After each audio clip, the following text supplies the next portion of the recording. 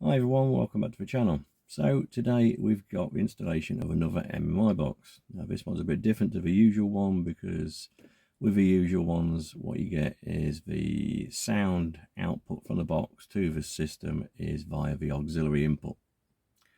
But with this one we're using the MOS fibre optic network. The sound qualities are much better. You've got an almost digital quality sound as opposed to an analog via the auxiliary.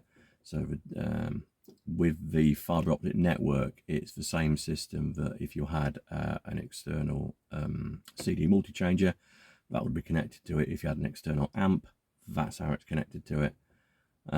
So it's a much better quality sound. Now, there are a few drawbacks to this. I'll point these out to you throughout the video. But on the whole, if you can live with the minor drawbacks, then it's a much better system. Its integration into the car is a lot quicker, a lot smoother. It looks more OEM than the other boxes do. I've been running mine for getting on 2 months now. And I'm very happy with it. It's much better than the other box. I mean, don't get me wrong, there's nothing wrong with the other box. Well, on the whole, there's nothing wrong with the other boxes. I ran the other box for a year and a half and I was quite happy with it. But this one, sound quality is just that little bit better. And as I say, the integration is much better. So without further ado, we will get on with it and show you what's included. Here we go.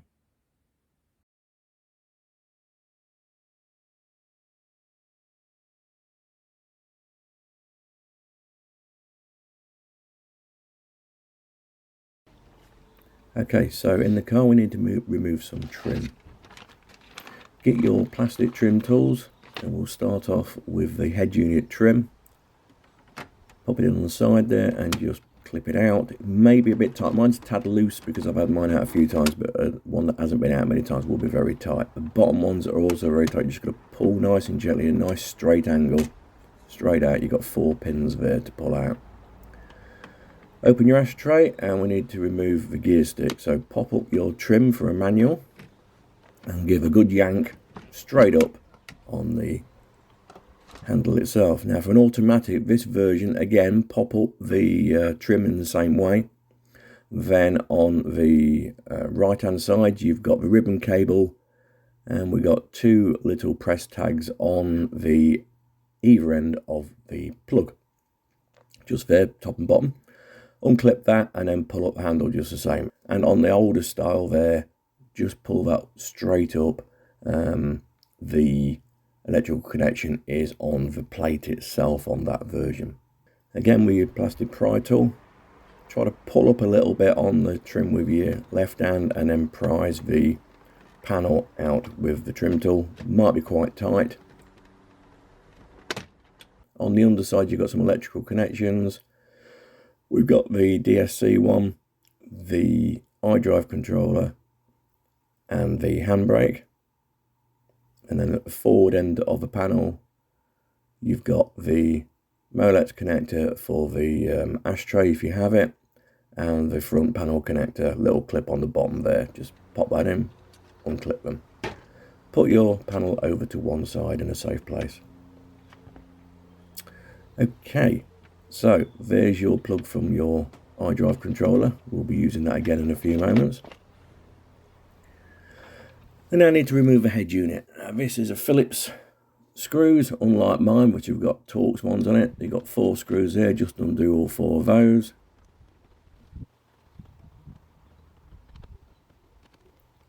And then slide the unit out.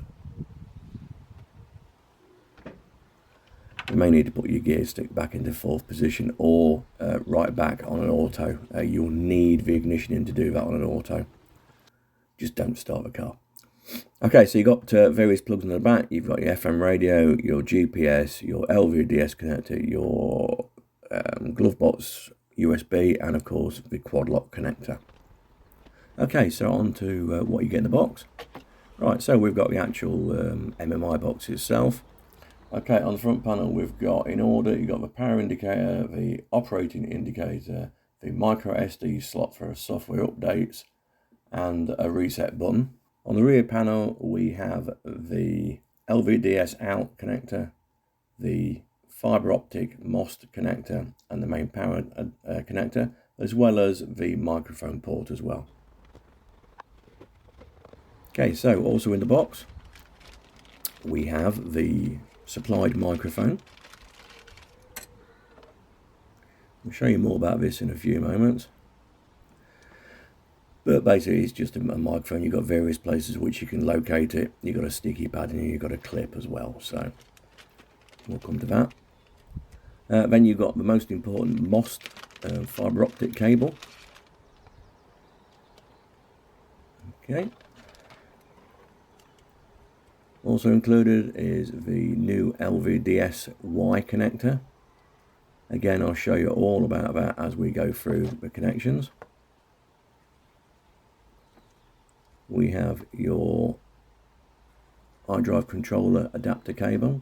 We have the other version for the other style of boxes, but we don't need that one. So, and then we have the other cable, which is for the cameras, the USB, and the iDrive controller.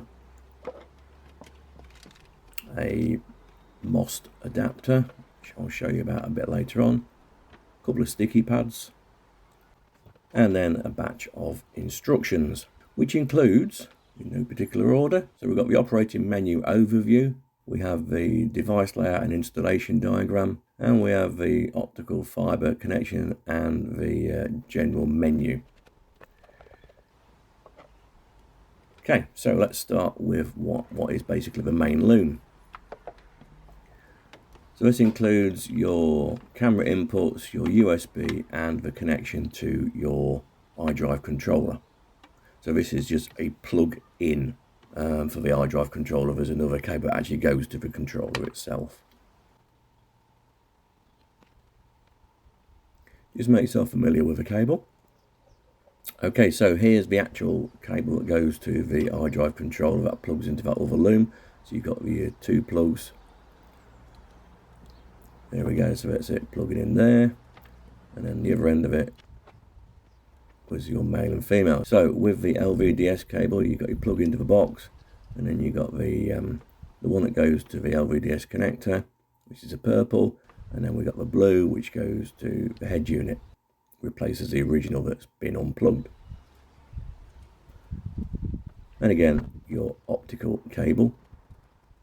This is a Y connector.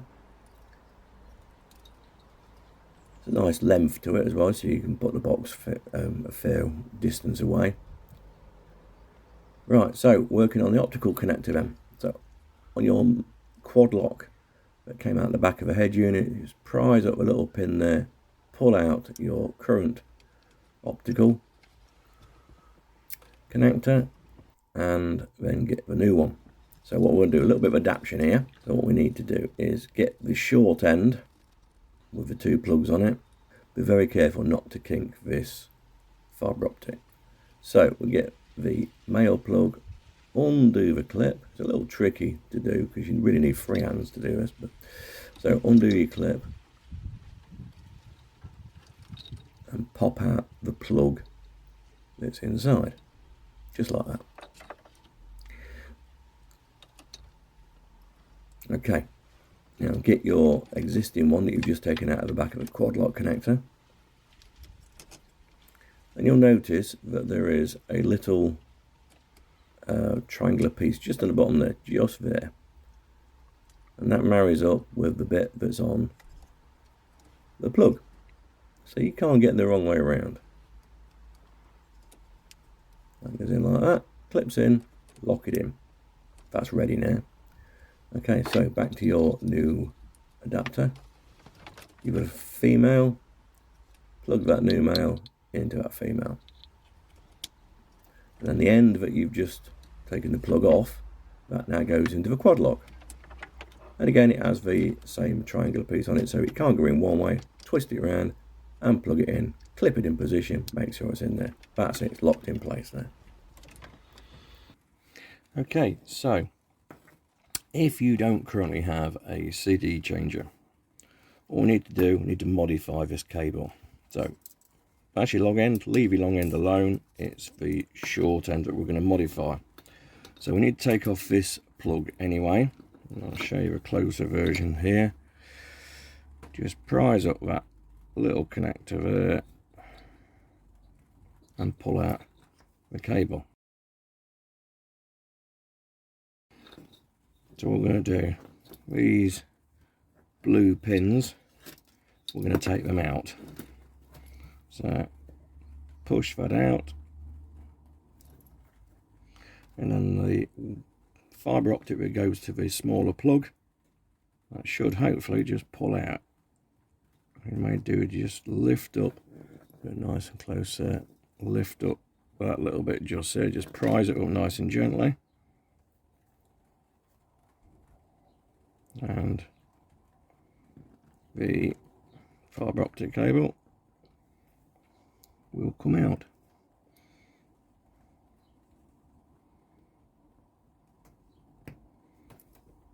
Just like that. And then on the other end, again, push in the blue tag into the other side, and then take the one that returns back to the main loop, which is that one there, and again do exactly the same thing. Prise up the tag. They are meant to be well tight, so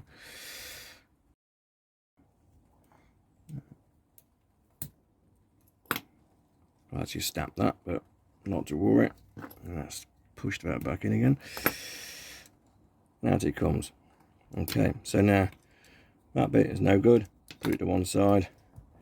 Take this, place it into there, all the way until it clicks into place, and your blue tag on the other side, push it through.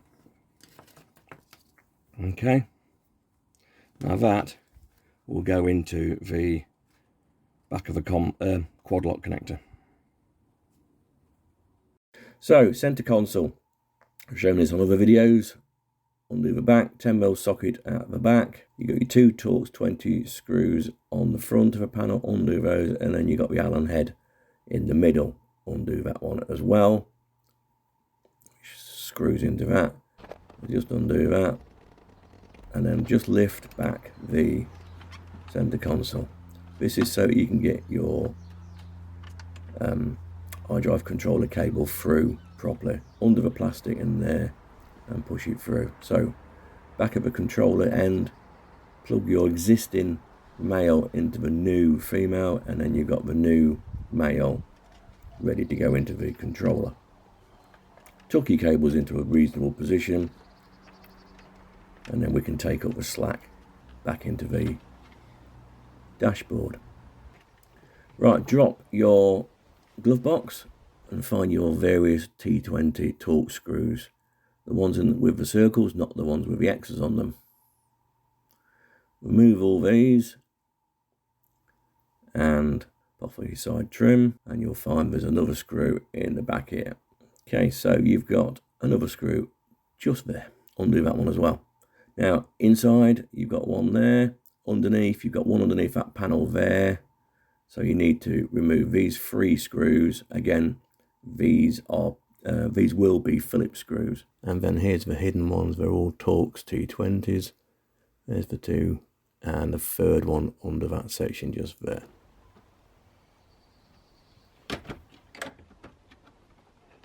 Takes a bit of getting the glove box out. Mine's sort of very loose nowadays because it comes out very easy. And you will not have your MULF or anything else attached to the top of that glove box. Mine is because I retrofitted it. Okay, so you can now feed your various cables through to the glove box area. But we're going to test the box first just to make sure everything's working. So we need to plug everything together. That's your iDrive controller cable. So you need to then plug in your wire plug into the box. Next we've got the fibre optic. So again, feed that one around. Don't kink the cable, make sure you feed it through lovely. And then take out the little protector, little grey protector, and plug in your new fibre optic into the box. Make sure the clip's on the right way around. It'll only go one way. That's it, nicely in. And finally the LVDS adapter cable. So feed your two ends round and then plug in to your box. And as you can see here, this is the aperture from the head unit area through to the glove box area for the cables to feed through. Okay, so quickly on the dip switches, all need to be off for what we're doing. Right, LVDS connections. So your pink one you got out of the back of the head unit goes into the purpley coloured one on the new loom. That just clips straight in. And then your blue one from the new plug goes into the pink socket on the back of the head unit. Okay, and now we need to just replace every other plug on the back of the head unit, including the quad lock. Quad lock just pushes in with the handle up slightly, and once it's in, just push the handle down and that locks it into place.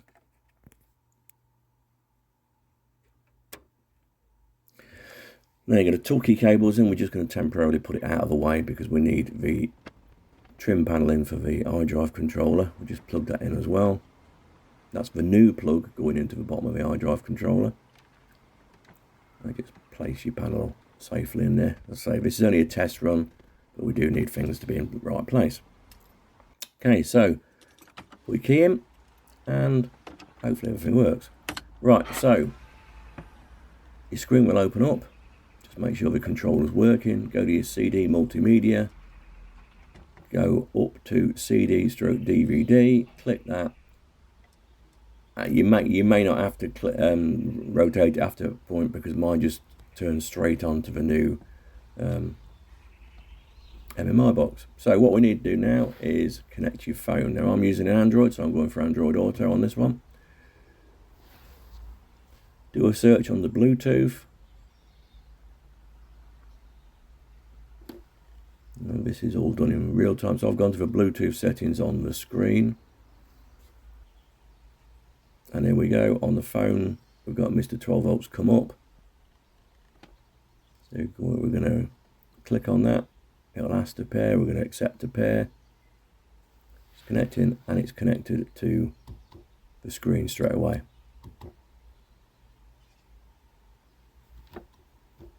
Okay. So we'll go back into the main menu, across to Android Auto, and there we go, straight up.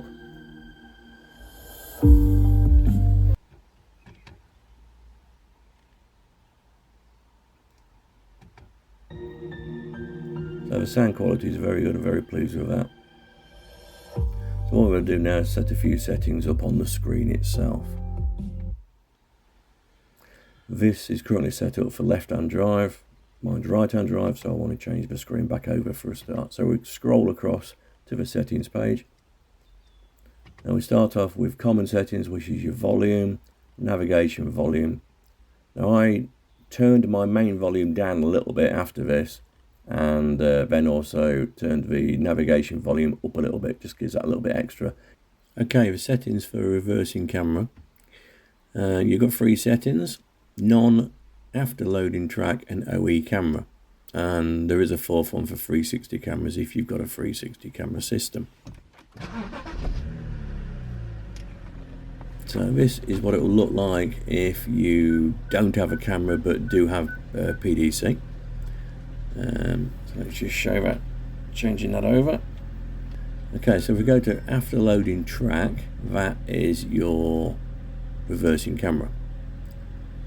So it goes into gear, activates the camera. Now normally this camera will be a little bit quicker because mine's still running on the old relay, and that's also, I believe, affecting my picture quality because I had the same issue on my previous system as well. So it's nothing to do with this MMI box.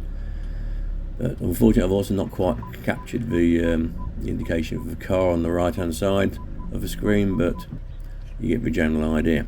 Right, so if you go to none, if you don't have a camera and don't have PDC, you put it into reverse and nothing happens, it doesn't change it, so that's the setting you'd want for that.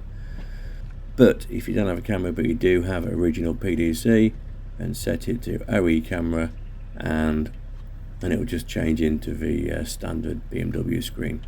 Now for the reverse condition, parking key for a manual activates the camera and sets everything up. Now I believe it's gear position for an automatic, and that's basically your settings for the camera.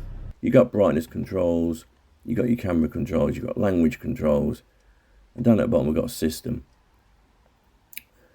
So I went into factory mode.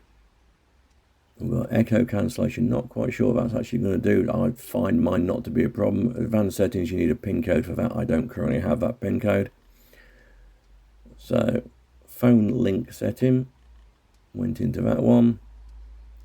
And so we got everything set up correct for Android Auto and iPhone for both wireless and USB. So here we go, right hand drive.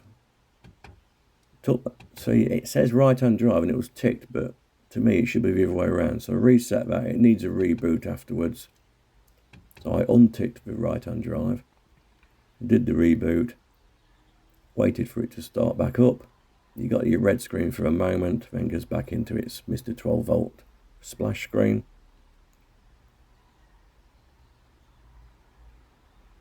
So I immediately went over to Android Auto and it said the phone's not connected. So I was just about to click out, and just as I clicked the back out button, I noticed it had started up Android Auto. So I just quickly swept back into it. So it did still recognize it, still remembered it, no problems at all. And we now have, when it opens up, we now have the screen back on the correct way around, or rather, at least the way I prefer it. At the end of the day, you can swap it either side, but I just prefer it this way. And now we know everything works, we can disconnect it and then make a better installation. So we've put in your box on top of the glove box. You can put your USB into the glove box itself. Now my hole at the back here is a little bit enlarged, so I can actually fit the USB cable through it. Right, the microphone position. Now this is the supplied microphone. It has a sticky pad and it has a mirror clip. Well, we don't want the mirror clip, that's no good to us. So, sticky pad. Now, where do you put it? Well, on top of the dash is the most obvious place to put it. You could put it in the centre, that would be a nice central position, except it would interfere with your digital display. You could put it on the right, on the left, sorry, but that's in front of your clock reset button. So I found the best place for that is put it on the right hand side, right in the corner, stick it on there, and that will be absolutely fine. It should pick up your voice the same as a standard microphone will do. You can then run the cable round the back and through this gap at the bottom of the steering column, just in there. Feed the cable through and it will come out just at the back there, then feed it through to where the box is and plug it into the back of the box.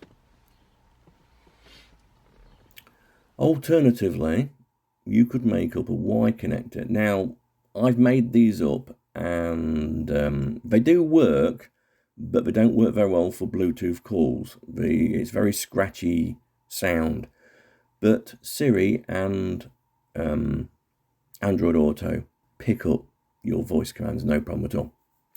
So this is how you'd make one up, and it looks something like that. Now these little Y connectors are available on eBay, etc. So you can make a cable up from there. Right, now to position your box, you could strap it up in the top point there with a couple of pull ties, make it nice and tight somewhere.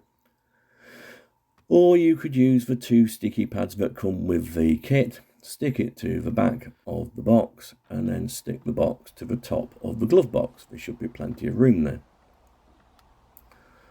So basically just probably use two hands and not one with a camera, but yeah, you can use a sticky pad, stick it on, turn it around, obviously take off the protective film on the box, and then stick it to the top of the glove box.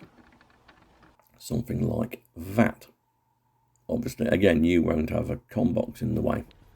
Alternatively, now I prefer this option, is take out your trim panel and then basically remove the plugs for the air conditioning. So feed all your cables through and connect everything up. And putting it in this place. Now I've had this in for a couple of months now and I've had no rattles from it at all. It's been absolutely fine. That's my camera plug, by the way. So it just fastens through there. You plug in your camera feed and then use the 12-volt red wire and then that one there, and connect that to the red wire that's on your camera feed, assuming you have a reversing camera, of course. That's your camera 12-volt, and these cables come with this trace wire built into it, and that powers the camera up at the back of the car. So connect them up and that's your camera working. And then again, just plug everything back in together, no matter where your location is. Make sure everything's plugged in nice and tight, make sure all the clips clip in properly, and you won't have issues. Feed everything nice and gently inside the opening, and as you can see here, it's not loose, but it's not tight, and that's, I say, no rattles. So there's another alternative. This is a guy from the Z4 forum who's posted these pictures of his installation, where he mounted is just above the kick plate for the driver's side footwell. It was velcroed in, so it's got easy access to it, and is available if you needed to do an update in the future. This is the new DSP box, hence the blue colour. Other than that, everything else is the same.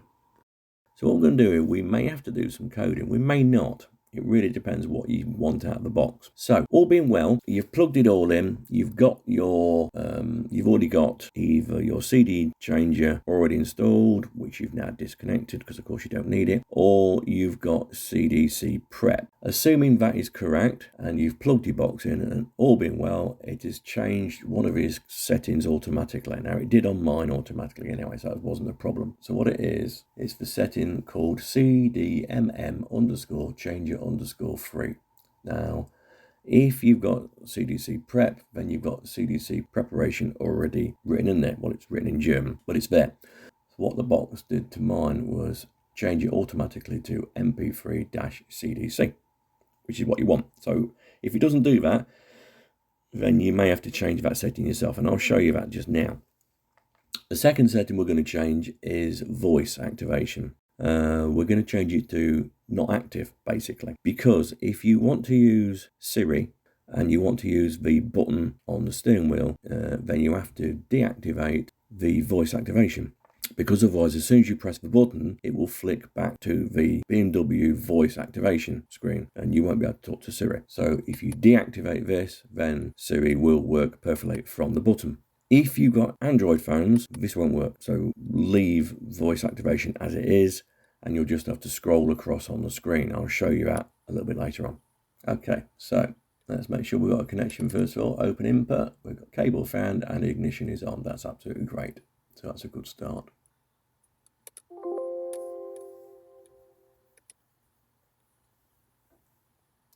So open NCS Expert, go to File, Load Profile, Expert Modus, OK, F1 Start, F3 Chassis, scroll down to E89, click on it, OK, CAS, OK, wait for the 2 to load, F6 back, F4 Process ECU, find CIC, click OK,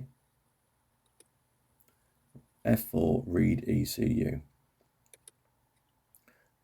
Code inactive, code ended. That screen will come up. We don't want that. Close that down. So minimize your NCS Expert. Go over to your work folder and fsw_psw.trc. Click that. Go down to rename, and we want to delete TRC and replace it with MAN in uppercase. Accept that. Yes. And then when we open this FSW, so we open it in Notebook, we go to Edit, and then we scroll down to, when we stay there, Find, and we put in CDMM. Find Next, and keep clicking Find Next until we come down to the one we want, which is CDMM_changer free. Sorry, change it _free. And there we see that has already been changed. If it doesn't say mp3_cdc, then we need to change it to that. So we would then delete what's currently there and type in mp3_cdc. Right. So if you really want the voice activation for Siri as well, then you need to find SVS right at the very top. It will probably say active already. So we need to click on the end of the A, the start of the A there, and type in NICHT and underscore. Okay, I'm taking it back off again because I don't want it there. So we're going to save that man file. We're going to go back to NCS Expert, up to File, Load Profile. We're going to go to Manipulation, click OK. F4 Process ECU. We're going to go to CIC, click OK. Now, so we've got job name SG_coderen. We're going to go down to F3 execute job. It would say coding active, then coding complete. I don't need to do this because mine's already been done. And once it says coding complete, that's it. You've just recoded your head unit. Now, like I say, the CDMM one probably won't need change. It'll do it automatically. And the voice one is really only if you want Siri. But like I say, you will lose BMW voice doing that. But if you're on Android, then no, you're not going to get that. So I'll show you now what happens with the Android screen. So here we go. So we've got the screen up. Now if we flick the iDrive controller over to the, or in my case, because mine's set up the way I want it, over to the left hand side. If yours is the other way around, over to the right hand side, and then scroll down to the voice activation. Just press it and it'll pick up your voice. What time is it? 10:34 a.m. Okay, so I hope you found that informative and useful. Like I said, there is the minor problems. Like I say, with Siri, using Siri for CarPlay, you will obviously lose the BMW voice. And obviously then with Android Auto, you've got to flick across manually. Very minor inconvenience and to me, I'm on Android Auto, so I use Google Voice very, very limited. It's very rare I'll use it at all. And I also use the car's original Bluetooth system for calls anyway, so I'm quite happy with that way. Right, well that's it. Thank you very much for watching. I appreciate it, and we'll be back to another one as soon as I can get one done. And we'll see you again in the future. Thanks so much for watching.